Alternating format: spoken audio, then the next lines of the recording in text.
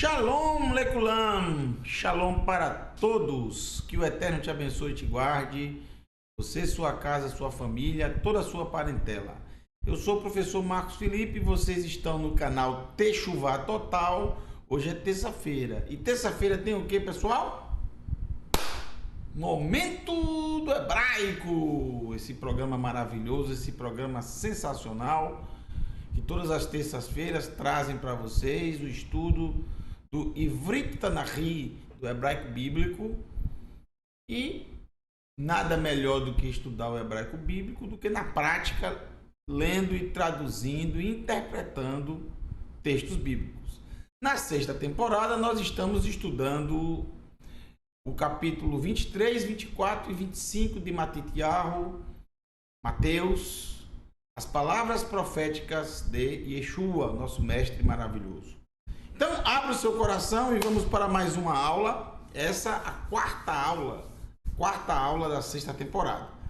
Vamos de onde nós paramos. Vamos continuar de onde nós paramos. Hoje não estou com o equipamento de microfone, então eu estou usando o próprio microfone do notebook.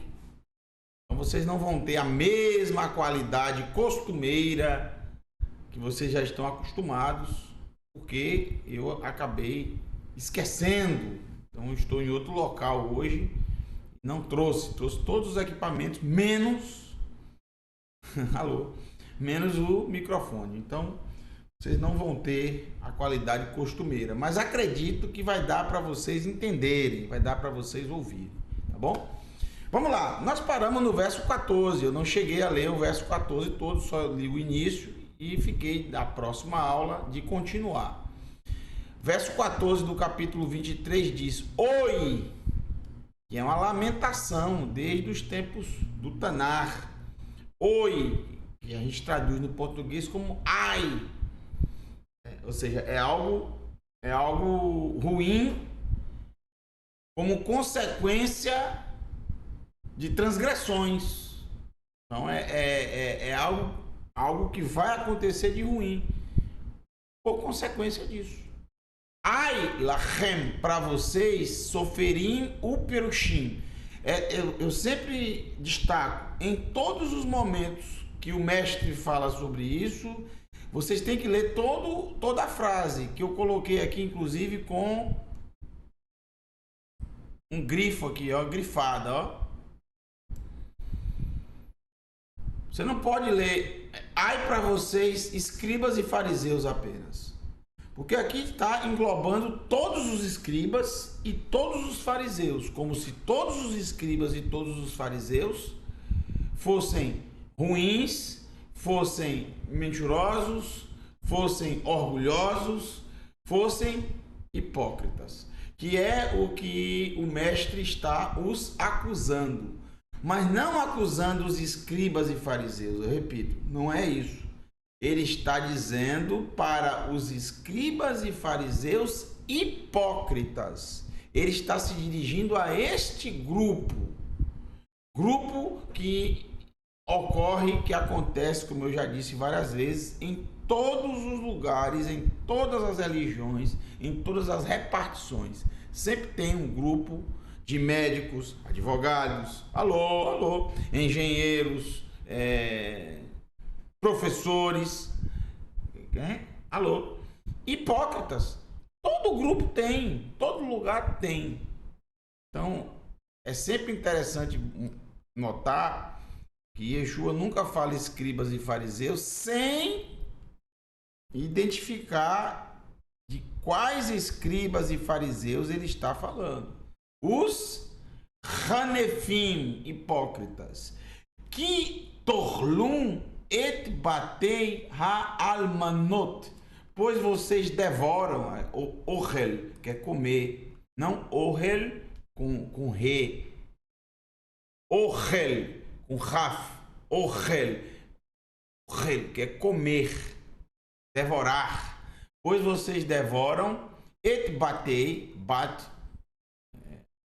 casa, batei, casas, pois vocês devoram as casas, almanot, almaná é viúva, almanot viúvas. Vocês devoram as casas das viúvas. Como assim devoram as casas das viúvas? Eles comem as paredes? Alô? Não, gente, isso aqui é metafórico. Eles utilizam as casas das viúvas para quê? Para mostrar que eles estão servindo ao Eterno e obedecendo os mandamentos. Veja que todo o discurso de Yeshua é em relação à hipocrisia religiosa.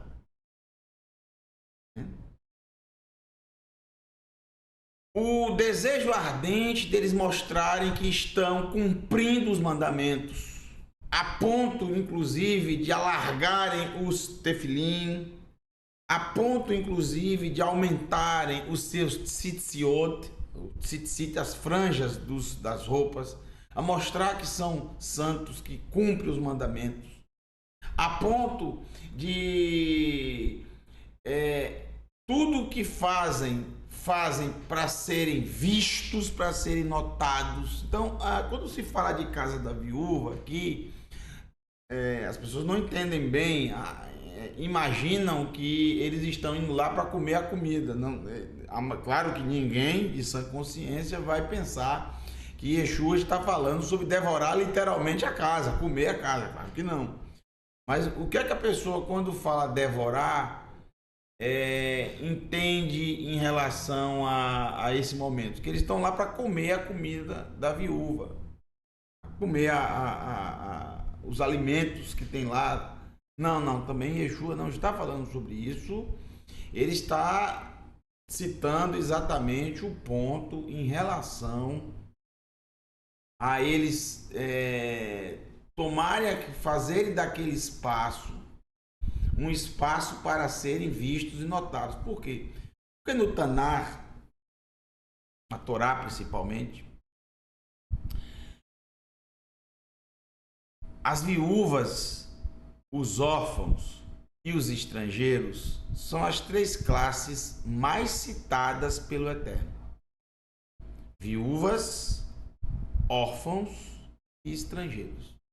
Esses três grupos que estavam completamente à mercê da sociedade israelita da época. Por quê? As viúvas, elas não tinham herança. O marido morreu, elas estão sem herança, estão desamparadas. Os órfãos estão sem seus pais, desamparados. E o estrangeiro, esse mais ainda, porque ele realmente é de outro povo, e aí ele não tem herança nenhuma e fica à mercê que alguém possa acolhê-los. Então, essas três classes são muito citadas na Torá. O Eterno, por diversas vezes, ele cita para o povo de Israel não se esquecerem dessas classes. E sempre as viúvas, está sempre no primeiro ponto, sempre são as viúvas a serem citadas. Quando você chega nos escritos nazarenos, os Ketuvim, Natserim, especialmente nas falas de Yaakov Hatzadik, Yaakov o Justo, o irmão de Yeshua, também conhecido como Tiago, observem que Yaakov ele cita no final do capítulo 1 que o serviço verdadeiro ao Eterno, que as traduções trazem como religião, é cuidar das viúvas, dos órfãos e se afastar do que é ruim, do que é mal, da maldade do mundo. Isso é o serviço ao Eterno verdadeiro. Ele coloca as viúvas como algo bem importante, porque é a importância que o Tanar, que a Escritura dá a esse tema. Então, eles devorarem as casas quer dizer que eles ficam muito lá nas casas das viúvas, mas não com o objetivo em si somente de cumprir essa mitzvah, esse mandamento, que é importantíssimo, importantíssimo. Mas observe que Yeshua ele vai dizer para que eles fazem isso. Ule maree ain. Então, olha só, para mostrar os olhos ao pé da letra. Maree é ver, notar, observar. Ain é olho. Ou seja, para serem vistos, para serem notados, para que os olhos possam vê-los ali. E essa questão de devorar é que eles passam muito tempo ali. Para serem vistos, para serem notados. Tarbu, aumentam, vem de rabá, muito, né? Eles ficam muito tempo ali, aumentam bastante, dobram, esticam o quê? A tefilá, a oração. Filá, oração. Essa palavra, ela tem origem na raiz palal, uma origem antiga de Gênesis, Bereshit, palal, e a gente tem um oposto de palal, entre aspas, chamado pakad. Pakad, tem até uma paraxá, pekudei, que é o plural de pakad, né? Pekudei, as contas, o resumo, o total, a conclusão, a consequência da contagem das terumot, das contribuições do povo para o Mishkan, para o tabernáculo. Por isso, Pekudei. Itamar, o filho de Aharon, que ficou responsável por registrar as Pekudei, as contas de tudo o que o povo de Israel trouxe. Então, Pakad é a colheita, a consequência. Palal é o plantar, é o início, é a ação inicial. E o Pakad é a ação final. Dessa palavra palal é que vem a palavra tefilá, né? Tepalel, orar. Ou seja, é a semente que você planta. É o início, é o começo. É o início da plantação. Tá? E o pakad é a colheita de fato. Aí vem a palavra tefilá. Então, eles devoram, metaforicamente falando, as casas das viúvas. Por que viúvas? Como eu expliquei, um grupo muito importante que o Eterno dá importância muito grande e muitas pessoas não se atentam para isso. É claro que a gente tem que entender que o que era no mundo antigo as viúvas não são necessariamente nos dias de hoje a mesma conotação. Hoje em dia, por exemplo, as viúvas, muitas viúvas têm condições de viver uma vida muito boa, recebem herança do marido, recebem aposentadoria, Claro, existem casos e casos a depender do lugar, do país, né? Mas normalmente nos dias de hoje as viúvas têm um certo amparo da sociedade, o que no passado não era bem assim. As viúvas não podiam, em hipótese alguma, receber a herança que pertencia ao marido. Até a propriedade que era do próprio marido, que ela vivia, ela ficava à mercê dos parentes mais próximos. Se ela tivesse filho homem, em idade já de tomar posse, estava muito bem.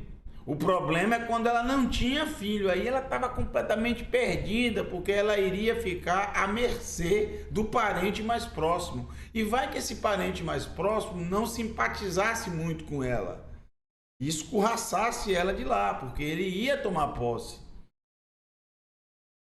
Então, por isso que o Eterno, por várias vezes, cita para não nos esquecermos dos direitos das viúvas. Mas as viúvas não tinham direito. Mas o Eterno diz: vocês precisam fazer assim, assim, assim. Inclusive, parte das maçot, das 10ª partes levadas pelas tribos de Israel em determinados momentos das contagens dos anos, eram destinadas às viúvas, aos órfãos. Sim? Que? Durante a festa de Sukkot. Está escrito na Torá. Bom. Velachen, e portanto, Gam Kav também será esticada. Kav é esticar. Gam também.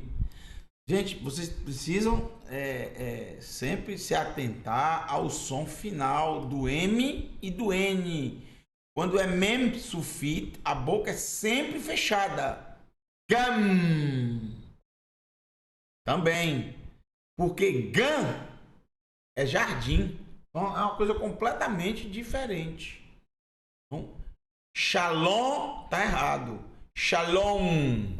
Ó, Shalom. Tá errado, erradíssimo. A palavra não existe. Shalom. Existe Shalom. Boca fechada.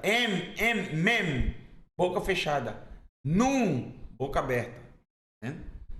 Yerushalayim. Fechada. Gam. Também. Kav. Também será esticada. Para vocês, quem? Para vocês quem? Escribas e fariseus, Hanefim, hipócritas. Mas não só para os escribas e fariseus hipócritas, para todos os hipócritas. E Yeshua está se dirigindo a esses dois grupos, porque são dois grupos que estão completamente alinhados a ele. E ao povo que está escutando e aos discípulos que estão escutando, os discípulos de Yeshua. Porque são esses que falam nas Beit HaKnesset, nas casas de reunião, nas casas de assembleia, nas sinagogas. São eles. Yeshua começa o capítulo 23 falando disso, que na cadeira de Moshe se sentam os escribas e fariseus. São esses dois grupos que o povo está completamente identificado. O povo não está identificado com os saduquim, com os saduceus. Claro que não. Eles não se davam com o povo não se dava com eles. O povo era Haaretz para eles, ou seja, povinho da terra.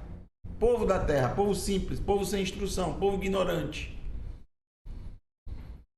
Será também esticado para vocês, não para escribas e fariseus, para escribas e fariseus hipócritas, Hamishpat, o juízo,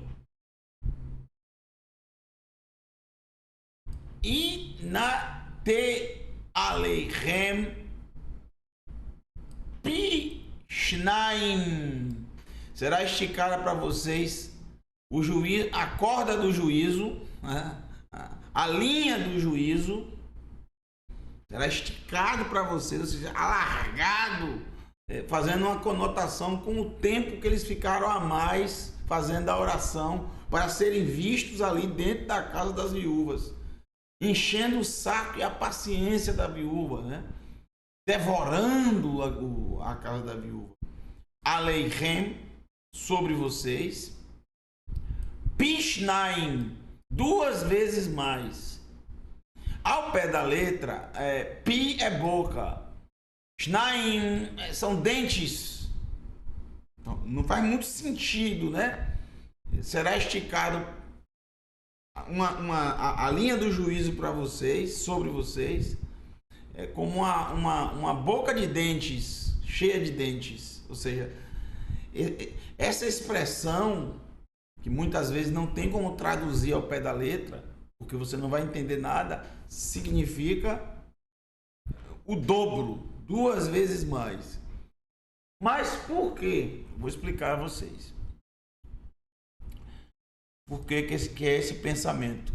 Então, nós temos a arcada dentária, os dentes de cima, e nós temos na arcada dentária dentes embaixo que vão se encaixar, não é assim? Isso é um ser humano normal. Só para você entender por que é 2 vezes mais a boca de dentes ao pé da letra. Estou explicando para vocês entenderem. Então, você tem os dentes de cima e os correspondentes embaixo. Por isso são 2 vezes mais. É a boca de dentes. Entendeu? Em cima e embaixo, 2 vezes. Ah, alô! O hebraico é muito interessante, né? O hebraico bíblico é sensacional.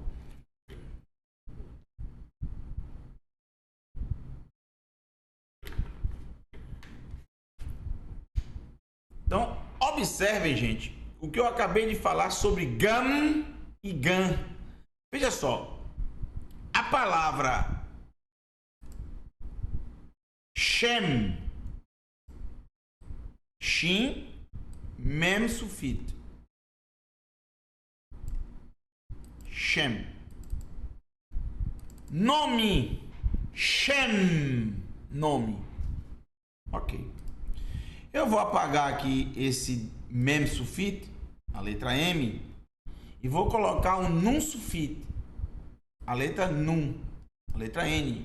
E aqui eu tenho Shen, que é dente. Shen, dente. Então você não pode falar Shen achando que está falando nome, porque ninguém vai conseguir entender você. Shen é dente. Shem, com a boca fechada, nome.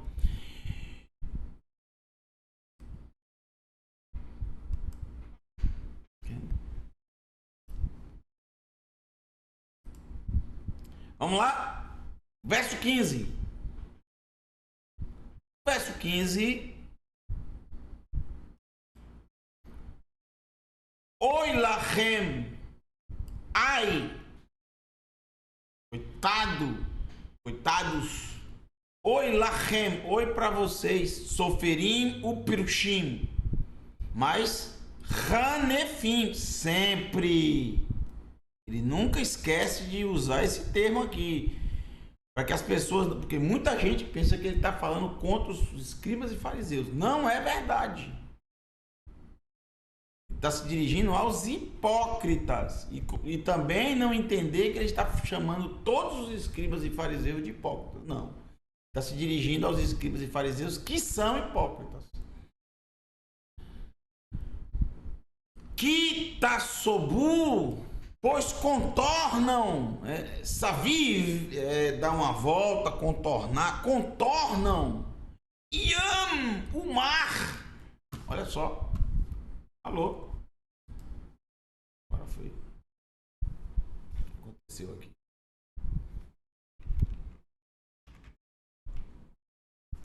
Travou? Voltou? Vê? Alô? Alô? Shalom? Certo aí? De novo, vou ler de novo. Oi lachem soferim uperushim. Ai para vocês, escribas e fariseus, hanefim, hipócritas, kitasovu yam, pois contornam o mar.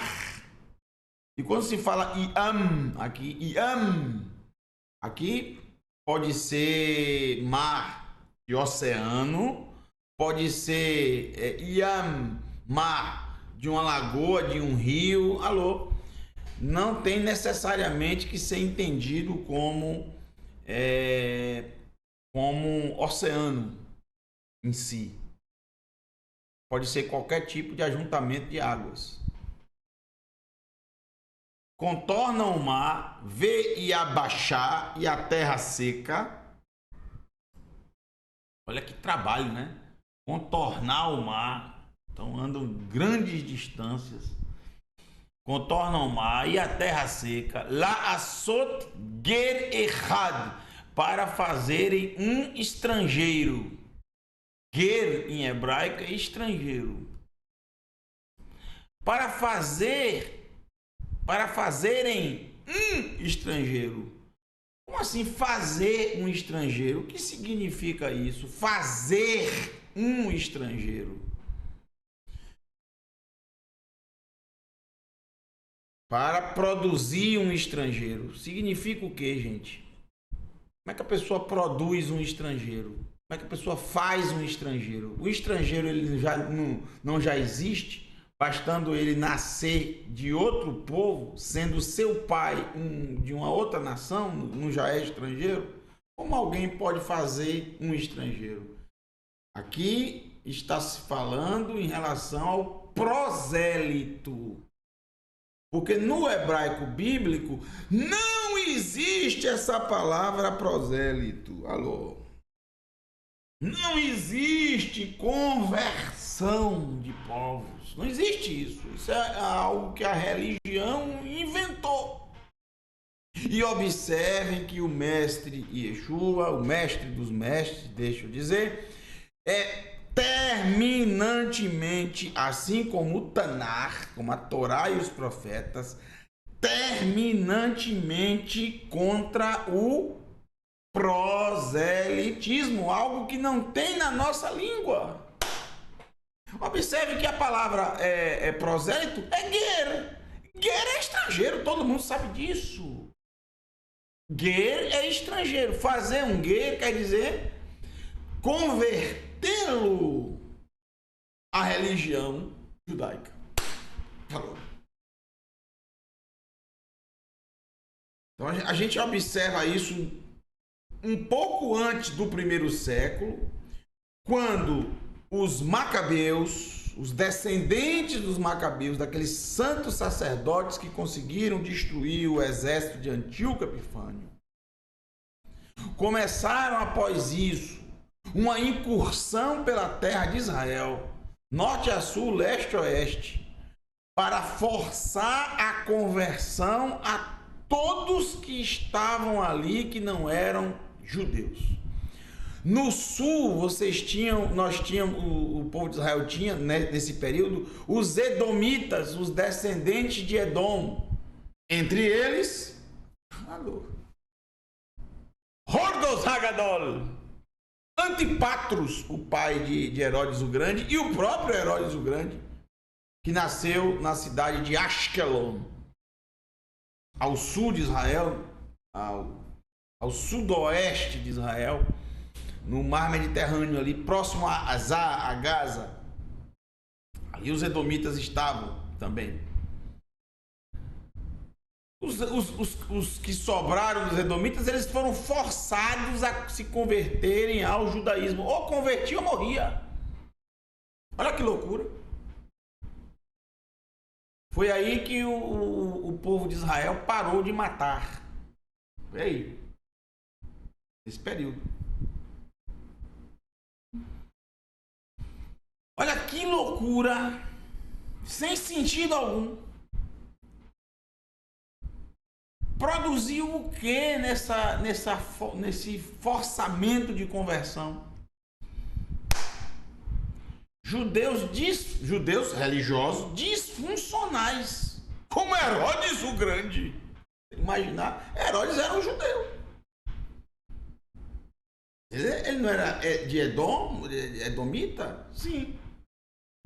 Mas, para a religião, ele passou a ser um judeu, porque ele se converteu ao judaísmo. Praticou a Brit Milá, a circuncisão, e por aí foi. A Torá, ela é clara em dizer, claríssima em dizer, que não existe conversão. Que aquele que nasce estrangeiro, ou seja, o seu pai é estrangeiro, seja de que nação for, aquela pessoa sempre será estrangeira. E todos os filhos que ele tiver, todos eles serão também considerados para o povo de Israel estrangeiros. Se uma filha dele se casar com um israelita, o filho que ela tiver será israelita, porque o pai é israelita. É sempre pelo pai a descendência e a nacionalidade, nunca pela mãe. É o pai. Assim é no Tanar, na Escritura Sagrada. Que a religião mudou, passou a ser pela mãe. A reforma religiosa. O judaísmo tradicional reclama tanto, critica tanto os reformistas, os judeus reformistas, mas eles fizeram muitas reformas na religião. Uma delas é essa. Que a descendência vem pela mãe. Não é pela mãe, é pelo pai. Sempre pelo pai. Sempre pelo pai. No Tanar é assim. Todos os estrangeiros na Escritura Sagrada que se achegaram ao povo de Israel, sempre continuaram sendo sempre chamados pela sua nação, pela nação que ele pertencia, mesmo que estivessem acoplados, unidos, junto aos portões, como chama a Torá, do povo de Israel, participantes de todas as coisas relacionadas ao povo de Israel, com todas as obrigações do povo de Israel, com todos os preceitos, com tudo que está relacionado ao povo de Israel, que eles poderiam usufruir. A única coisa que eles não teriam era herança, salvo raras exceções, raríssimas exceções que eu vou dar para vocês. Todos que se achegavam ao povo de Israel e diziam: quero fazer parte desse povo, quero obedecer os mandamentos, vou fazer a Brit Milá, fazer a circuncisão, vou guardar o Shabat. Maravilha! Guardar o Shabat já era uma conexão muito grande com o povo. Celebrava as festas, Pessah, Shavuot, Sukkot, todas as festas. Guardava Shabat, servindo apenas ao Eterno, abandonou a idolatria. Maravilha. Porém, continua sendo um guer, um estrangeiro. Primeiro exemplo que eu dou para vocês, só dou exemplo top de linha. Primeiro exemplo, Uriah ha-Hiti. O nome já diz, Urias o Eteu. Ele fazia parte do povo de Israel, totalmente conectado ao povo de Israel, Ele guardava os mandamentos, Era circuncidado? Sim, sem dúvida nenhuma. Fazia parte do exército de Israel. Foi um herói de guerra de Israel, citado no livro de Crônicas como um dos grandes heróis do povo de Israel. Porém, sempre chamado Uriah ha-Hiti. Urias o Eteu. Uriah, a luz do Eterno. Até o nome dele é um nome bonito, conectado, nome hebraico, até porque os cananeus falavam a mesma língua hebraica, mas um nome bonito, não está ligado a nenhuma entidade de idolatria. Lindo o nome dele, mas ele era estrangeiro. Por quê? Porque o pai dele era estrangeiro. Não sabemos quando ele se conectou ao povo de Israel, se a sua mãe era do povo de Israel, mas isso não importa, porque se o pai é eteu, ou seja, cananeu, ele é cananeu. Mas isso não o diminui, apenas o Eterno deixa claro que aquele que nasceu cananeu é cananeu e será até o final de sua vida. Não há demérito nisso. O que nasceu egípcio é egípcio. Acabou. Não tem como virar israelita. Ele não. E a pessoa não escolhe em que nacionalidade nasce, gente. Em que nação. Se fosse bom só nascer israelita, só existiria uma nação. E não existe uma nação só. O Eterno não quis uma nação apenas. E o Eterno disse: todas as nações são minhas. O importante é fazer parte do povo do Eterno. Quando o Eterno convida aqueles a ouvirem a sua voz com atenção, guardar no coração os seus mandamentos e praticarem.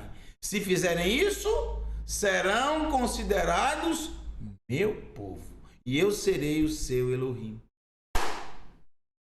Porque todos os povos da terra são meus, diz o Eterno. Esse texto de Shemot, capítulo 19, deixa claro, porque ali estavam representantes de todas as nações da terra para ouvirem as 10 palavras. Então, se vocês ouvirem com atenção a minha voz, guardarem essas palavras no coração de vocês e praticarem, serão meu tesouro peculiar dentre todos os povos da terra, porque todos os povos são meus. Fazer parte do povo de Israel é para todos. Porém, cada um na sua nacionalidade. Você será brasileiro, egípcio, alemão, francês, não vai mudar isso aí, me desculpe. Não adianta mudar seu nome, alô. O que eu acho, isso é a minha opinião. Isso é a minha opinião. O que eu acho um tremendo desrespeito ao pai e à mãe, eu acho. Porque a coisa mais importante para o ser humano é o nome. E você sabe qual é o nome que o Eterno escreve lá no livro da vida? Quando a pessoa nasce? O nome que o seu pai e a sua mãe te deu. Você pode até mudar, mas lá no livro do Eterno está o nome que o seu pai e a sua mãe deu, porque o Eterno deu ao nosso pai e à nossa mãe a autoridade sobre nós, inclusive para escolher o nosso nome. Não fomos nós que escolhemos o nosso nome, não escolhemos o nosso pai, não escolhemos a nossa mãe, não escolhemos a nossa nacionalidade. Mudar o nome é um desrespeito ao pai e à mãe. Isso é uma coisa religiosa. Fazia parte do mundo antigo da conversão. Mudar o nome. Quem muda o nome é o Eterno. Só ele tem esse poder para mudar o nome. Como ele fez com Abraão, colocando um rei. E as mudanças de nome na escritura, gente, são mudanças bem, sabe, bem clínicas mesmo. Por exemplo, Avram, o Eterno só fez acrescentar um rei, Abraão. Sarai, tirou o Iud e colocou um rei, Sara. Rochea, acrescentou um Iud, Yehoshua, mesmo nome, só fez acrescentar uma letra. Coisas bem cirúrgicas, para não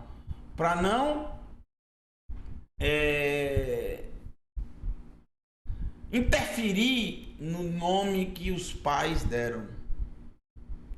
Mudar completamente, sabe? Totalmente. Então, eu penso assim, isso é uma opinião minha. Você pode discordar, não tem problema nenhum. Eu não fico chateado com uma opinião diferente da minha. Eu acho um desrespeito.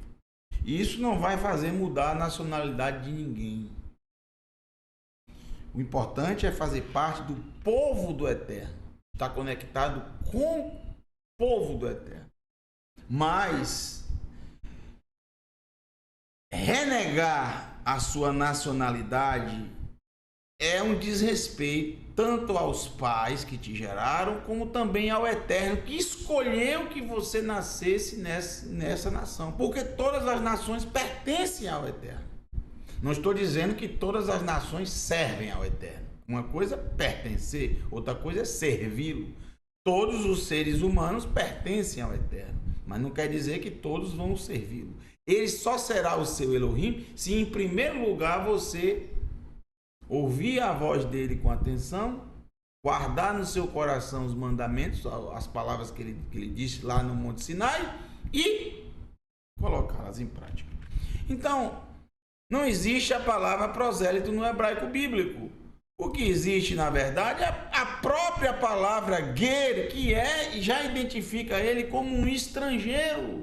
Você vê o esforço que a religião no primeiro século fazia para o proselitismo. O ser humano é o mesmo. Até os dias de hoje, continuam as religiões com essa, sabe, essa gana insuperável de proselitismo, de fazer as pessoas se converterem de todas as formas. Isso inclui todas as religiões. O judaísmo, ele pode dizer hoje que não é uma religião proselitista. Porém, isso não é 100% verdade. Eu digo de experiência própria, de conhecer de perto. O judaísmo tem sim um ramo proselitista. Tem. É só você viajar por Israel, como eu sempre viajo das minhas caravanas, e eu mostro a todos que eu levo a quantidade de proselitismo que há no meio do povo de Israel. Não a sociedade inteira, mas grupos religiosos. E não são grupos religiosos qualquer, são grupos religiosos muito fortes no mundo todo. Grupos judaicos fortes, fortíssimos, riquíssimos por sinal, que estão em todos os lugares, inclusive aqui no Brasil, fortíssimos, que utilizam do proselitismo o tempo inteiro, inculcando na cabeça das pessoas e a todo custo sobre o Melech HaMashiach. Que apesar de estar enterrado lá no Brooklyn, para eles está vivo. Mas não só tem esse chamado de Mashiach. Em Israel tem muitos outros. E eu gosto de mostrar isso o tempo inteiro. Pessoas que vão comigo, eles não têm pudor nenhum de colar as fotografias desses Meshirim, desses Messias, em tudo que é placa em Israel. O governo vai, limpa tudo, limpa a placa, um desrespeito total, colando nada. Parece, aqui no Brasil, parece aquele pessoal que fica vendendo essas consultas. Madame não sei o que, venha se consultar, e vai colando. Aqui a gente tem esse problema, não sei nos lugares onde vocês vivem, mas aqui tem isso, cola nos postes, nos muros. Existe lei punindo isso, mas continuam colando, sujando, uma poluição visual. Em Israel é a mesma, o ser humano é o mesmo, a mesma coisa. Então dizer que não há proselitismo no judaísmo não é verdade. Isso não é verdade, tá? É claro que a maioria das mentes judaicas no mundo hoje perderam ao longo do tempo essa ideia de proselitismo. Você vai amadurecendo e você chega num momento que você fala, não, cada um calma o seu cada qual, vamos respeitar a religião do outro e pronto. Não foi sempre assim em Israel. Eu disse para vocês, até antes do início do primeiro século, os macabeus, eles matavam, colocavam a espada no pescoço, como fizeram muito tempo depois o islamismo, e faz até hoje parte do islamismo. Veja, nos dias de hoje, com o passar do tempo, o islamismo, que logo no início era uma religião extremamente proselitista e matava aqueles que não queriam se converter, hoje você já vê uma mudança muito grande. A grande maioria dos islâmicos hoje não são mais proselitistas, ele já passou daquela fase inicial de conversão ao pé da força. Hoje você tem grupos minoritários. O Irã faz parte deles, inclusive, xiita, né? Que querem implantar a Sharia. Assim também o Hamas, o Hezbollah, os Houthis e vários. O ISIS é um exemplo disso, claro, mas praticamente já foi extinto o ISIS. Mas você vê, a grande maioria dos sunitas, dos islâmicos sunitas, já passou dessa fase de querer converter a força. Os cristãos, a mesma coisa. No início era aquela agonia, não ao pé da letra mortal. Isso foi mais durante o cristianismo institucional, a partir ali do quarto século. Constantino em diante, você tem as cruzadas, né, que eles matavam, você tem a Inquisição, que eles matavam bastante. Hoje você já vê o cristianismo mais tranquilo, Não tem mais aquela ou se converte ou morre. Ele já passou dessa fase também. Mas continua grupos dentro do cristianismo também. O cristianismo em si, ele é proselitista. Ele quer ele quer a todo custo que as pessoas se convertam. Para ele só serve se for a mesma fé. E aí há um problema, porque todas as religiões têm grupos dentro. E são os grupos que mais brigam.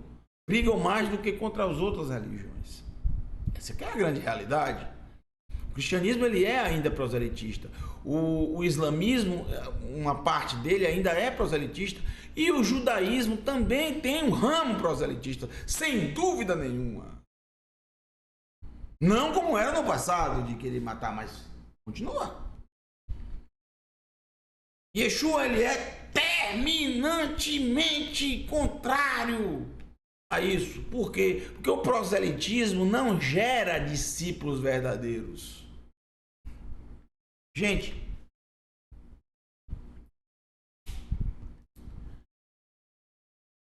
a Escritura Sagrada nos diz claramente, nos ensina o tempo inteiro que existe algo chamado, e isso é um presente do Criador, e ai daquele ser humano que se levantar contra isso e impedir ao outro ser humano de ter esse presente do Eterno, que é a livre escolha. Vocês conhecem também como livre-arbítrio, né? Ratson Hofshi. Ratson Hofshi. Escolha Hofshi. Livre. Isso é sagrado. Todo ser humano tem direito a escolher o bem ou o mal, a bênção ou a maldição. Então, se a escolha é livre, não há sentido nenhum no proselitismo. Não há sentido nisso. Porque o importante não é você declarar e falar a todo custo em uma circunstância completamente desfavorável a você naquele momento. Ou seja, você está com medo. Coloca na sua cabeça que se você fizer aquilo, você vai ser muito abençoado, você vai ficar rico. Ou coloca na sua cabeça que se você não fizer, você vai queimar nos quintos dos infernos.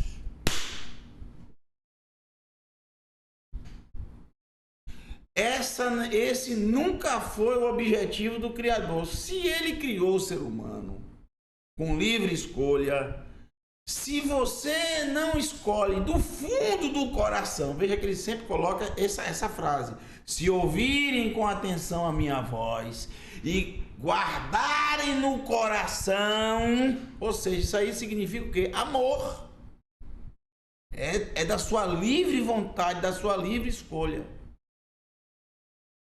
Demonstro graça para os que me amam e obedecem os meus mandamentos. Se não tiver o amor, se não tiver, ou seja, se não for algo do fundo do seu coração, do fundo da sua alma, não adianta nada. Isso significa que o proselitismo é algo completamente contrário, avesso à vontade do Criador. É algo satânico, se você quiser, é isso aí mesmo. É uma desgraça total, é uma coisa completamente contrária à Escritura. O proselitismo é uma desgraça, uma peste, é uma transgressão, é uma perversão da Escritura.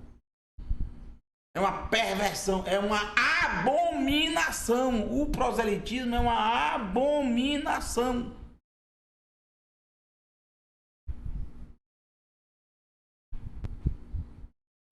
A Escritura nunca foi proselitista, nunca incentivou isso. Yeshua nunca foi proselitista. Vejam que as palavras dele. Não vá pelo que os outros falam, para não interpretar errado palavras que colocaram na boca do mestre. Então é por isso que você tem que ler direitinho o que ele falou. E aí, se tiver algo diferente, contrário ao que ele disse, pode ter certeza que não foi ele que falou. Se uma coisa ele disse, nunca ele disse para você ser proselitista. Nunca, jamais. Tá dizendo aqui o quê? Ó, que eles vão... Vamos adiantar por causa de horário, viu, meu filho? Pronto, vamos lá, vamos finalizar aqui esse verso. Ve acharei, e depois, asherhem, e depois que assim naasá, que assim fez, entre aspas, o guer, fez o estrangeiro, ou seja, fez o prosélito. Não tem prosélito no hebraico. É engraçado que a palavra para prosélito é a mesma palavra de estrangeiro. Está claro, estrangeiro. E depois que assim fez, o prosélito, que converteu ele, alô, Ta'assurru, fazem-no Leben, para ser filho, Gehinom, filho da destruição. Então, veja como é dura. Quando eu falo a você que é uma coisa do demônio, alô. Quando eu disse para vocês que é uma abominação, que é uma maluquice, uma loucura, uma blasfêmia, Yeshua usa os mesmos termos. Vocês fazem o prosélito por filho do Gehinom. O que é Gehinom? Gehinom é um vale que existe até hoje.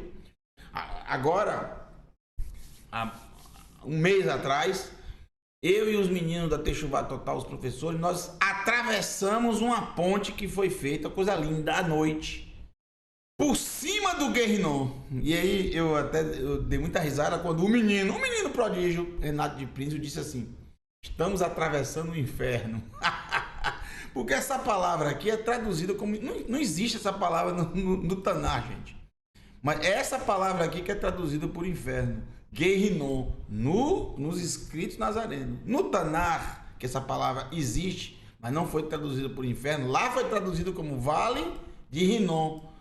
Porque esse Vale de Rinom, ou Vale do Filho de Rinom, é exatamente o lugar onde ele ofereceu os filhos ao deus Melech, rei. Os cananeus ofereciam seus filhos aí nesse vale, queimavam seus filhos. É incrível como os próprios israelitas praticaram também essa abominação. Isso está no livro do profeta Irmeiahu, Jeremias. Pode procurar. Estou inventando. O Eterno chega a dizer: eu jamais imaginei que vocês seriam capazes de fazer tal abominação. Ele usa ainda esse termo, para você ver como ele ficou chocado, como é chocante. Depois o Gehinom passou a ser lugar da queima do lixo de Jerusalém. É muito simples, porque está ao sul da cidade. E o sul é onde tem um portão chamado Portão do Lixo. O lixo passava por lá. Era o portão onde o lixo passava. E assim era queimado todo o lixo nesse vale. Então a conexão da destruição do que não presta por Yeshua é bem interessante. Usar esse termo, Gehinom. Filhos da destruição. Kifilaim Ioter Mikem. Piores muito do que vocês, ou seja, muito piores do que vocês. Muito. Filhos da destruição, muito piores do que vocês. Observe que os prosélitos são realmente muito piores. São pessoas completamente... Gente, as pessoas ficam abiloladas, ó. Uma mente cauterizada. Cheio de loucura na cabeça. Matam e morrem por aquilo. Ficam insensíveis. Muitos abandonam a família. Já não consideram os pais. Renegam o nome que tem, muda o nome. Ó. e perdem toda a essência da Torá. Por quê? Porque não tiveram um mestre como Yeshua, como Moshe. Veja, Moshe nunca ensinou isso. Os profetas nunca ensinaram isso. Eu gosto muito. Vou pegar aqui com a versão aqui da Bíblia hebraica. Deixa eu ver aqui. Eu gosto muito de ler o profeta Yeshayahu, Ivrei Hayamim. Deixa eu só abrir aqui rapidinho. Yeshayahu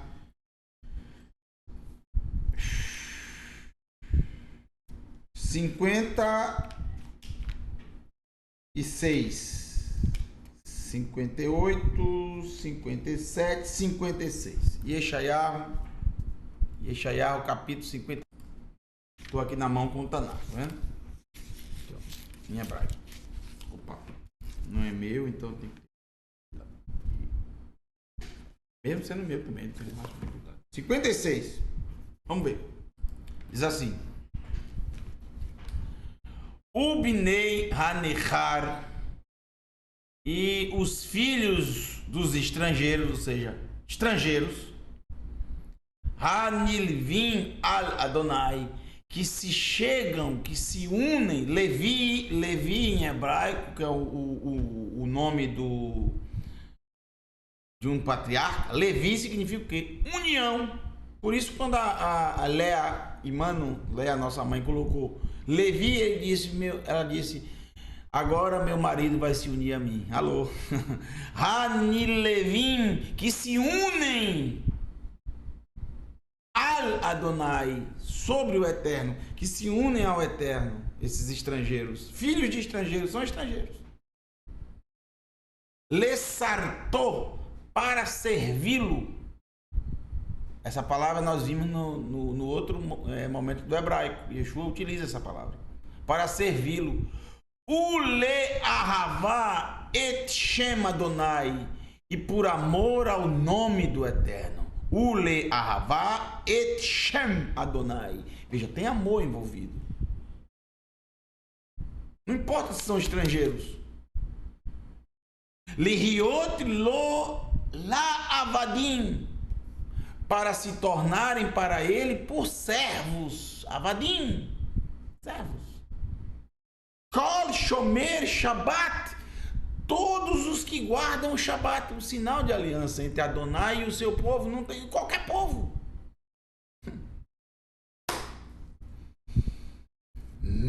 Mechalelo umahazikim bibriti,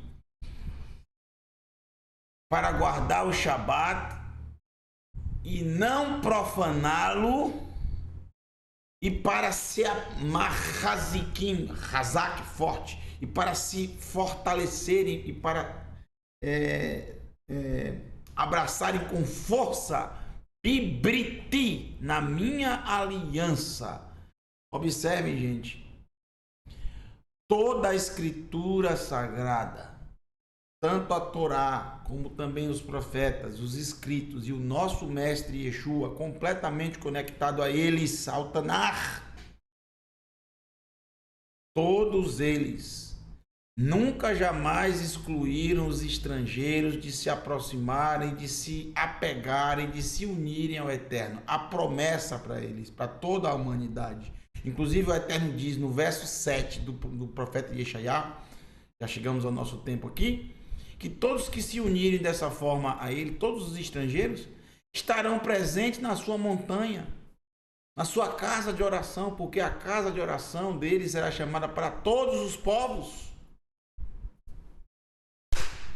Todos que se unirem a ele, que guardarem o Shabat, que não profanarem o Shabat, que amarem o seu nome e que se apegarem com força à sua aliança. São o quê? Tesouro peculiar do Eterno. Pertence ao seu povo. Aqui não está falando de conversão. Ele continuará sendo chamado de guerreiro, de estrangeiro, mas o estrangeiro junto aos seus portões. Portanto, claramente, Yeshua condena claramente, como o Tanar também faz isso, condena o proselitismo. O proselitismo é algo, é uma abominação. É óbvio que você deve ensinar a todo ser humano. Mas como é que Yeshua ensina que você deve ensinar a todos os povos, a todos que estão ao seu redor? Ele ensina isso. Primeiro no Sermão da Montanha vocês vão ver isso. Que você acende uma menorá e não coloca uma vasilha por cima. Você coloca na parte mais alta da casa para iluminar a todos. Você tem que ser luz. Mas como é que você é luz? Através da sua vida. Através da prática. Não através de, falácias. Através da prática. O ensino verdadeiro, com autoridade, como diz o nosso mestre Yeshua, é através da prática. Não os Hanefim sendo hipócritas. Perceba que o que ele está ensinando é contra radicalmente isso, a hipocrisia. A hipocrisia do proselitismo. Que é mostrar às pessoas que você conseguiu tantos prosélitos, mas na verdade não se consegue prosélito dessa forma. Não existe proselitismo. O que existe é o ensino. É ensinar. E a gente ensina através das práticas. Sendo honesto, sendo correto, amando ao próximo, ajudando os necessitados, cuidando das viúvas, dos órfãos, dos estrangeiros, não falando mal dos outros, não profanando o nome do Eterno. Alô, hein? Não roubando, pesos e balanças honestas, falar sempre a verdade, se desviar do mal, cumprir os mandamentos com amor. Isso aí é ser luz. Isso que é bom. Espero que vocês tenham gostado de mais um Momento do Hebraico. E semana que vem, se o Eterno assim permitir, nós teremos mais uma aula maravilhosa. Nós vamos só marcar aqui onde eu parei. Alô? Capítulo 23, verso 15. Pronto. Capítulo 23, verso 15. Próxima aula, capítulo 26, verso 16. Muito bem, que o Eterno abençoe a todos vocês. Shalom, Laila Tov.